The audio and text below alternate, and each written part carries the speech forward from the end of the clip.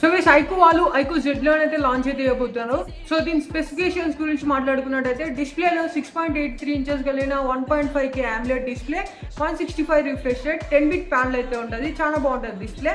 Next కెమెరాస్లో వచ్చేసి మనకి 50 megapixel OIS camera with 2 megapixel depth camera అయితే ఉంటుంది. చాలా బాగుంటుంది కెమెరాస్ కూడా, అంటే ఈ ప్రైస్కి బాగుంటుంది. నెక్స్ట్ ప్రాసెసర్లో వచ్చేసి స్నాప్డ్రాగన్ 7 Gen 4 చాలా మంచి ప్రాసెసర్ అనమాట. ఎవరైతే డైలీ మంచిగా మల్టీ టాస్కింగ్ చేయాలనుకుంటారో వాళ్ళ కోసం బాగుంటుంది. నెక్స్ట్ బ్యాటరీలో 9020 mAh battery, 90 watt flash charging. So next అడిషనల్గా IP68 69 రేటింగ్ అయితే ఉంటుంది, వాటర్ రెసిస్టెన్స్ అయితే ఉంటుంది. నెక్స్ట్ ఆర్జిన్ OS 6+2+3 ఆండ్రాయిడ్ అప్డేట్స్ అయితే పాలసీ ఉండొచ్చు అని రూమర్స్ అయితే వస్తున్నాయి. ఎక్స్పెక్టెడ్ ప్రైస్ వచ్చేసి 25,000 నుంచి స్టార్ట్ అయితే చేయవచ్చు, 8+128.